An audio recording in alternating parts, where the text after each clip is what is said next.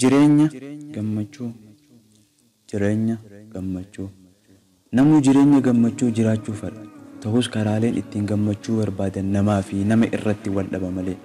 Nama tokko ati jireenya kee osoo akkamitti jiraattee hawwite jettee gaafii osoo dhiheessitee fi gammadaa tahee jiraachuun fedha. Sinja jireenya kee kan miidheessee gammadaa godhee ibsuu danda'u sumaa fi si qofa. Dr. Aidal Qarniin yeroo tokko akkas jedhe. Jiruun tun ifiifuu gabaabduudha. Ati siraariif yaadaan gadaduun jireenya hamma si hafe kana ofittiin gabaabsi. Jireenya gammachuu jiraachuuf inni duraa hariiroo ati Allaha waliin qabdudha. Inni addunyaa wal isaaf qixxaattee bulchoo nyaatee dhufu.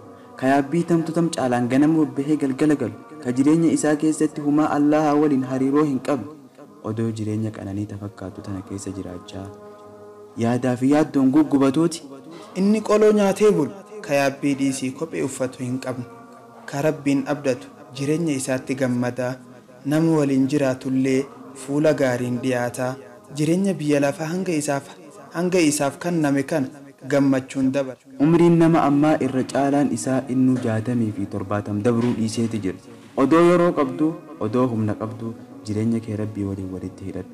Jireenyi gammachuu bakka namni itti barbaaduu fi itti eegu san odoo ta'e dureessi kamuu barataan baratee sadarkaa guddaa irratti kafaltiin bareedaan isaaf kafalamu kamuu hin yaadda'u ture, hin cinqamu ture.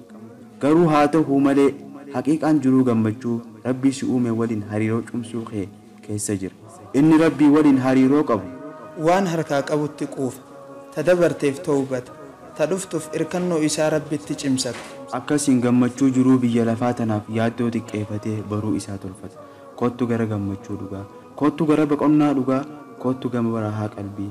Sadarkaan ati irra jirtu si yaachisin. Inni iimaanni isaa jabaa gariin akkuma kee kaleessa jaahila ture. Akkuma kee Allaha irraa fagaataa ture. Akkuma kee salfii duraa irraa fagoo ture.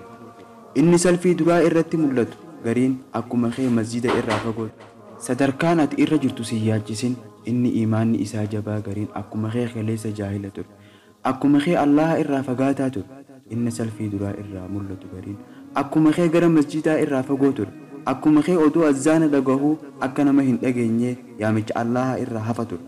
Obboleessa kiyya qaalii obboleettii tiyya kabajamtu danda'e. Yeroo gama Allaha dhufuuf yaaltu nama hedduutu sitti qoosa.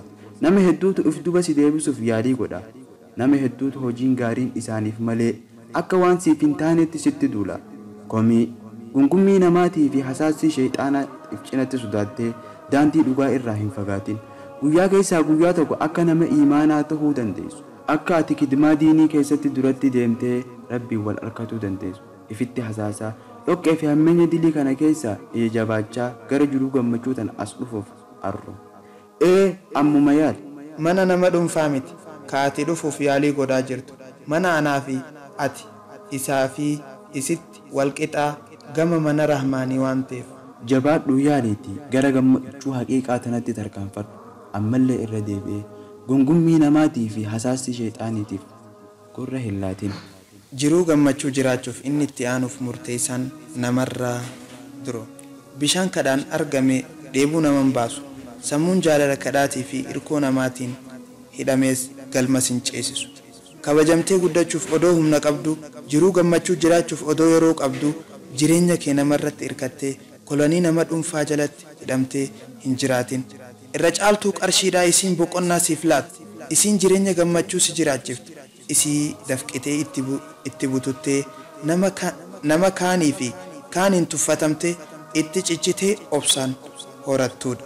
Jiruu teetti gammaduuf namarraa yoon duroo qalbii tasgabbeessuuf harka namaa eeguu yoo hin lakkifne akka nama bishaan soogiddaa dhuguutti.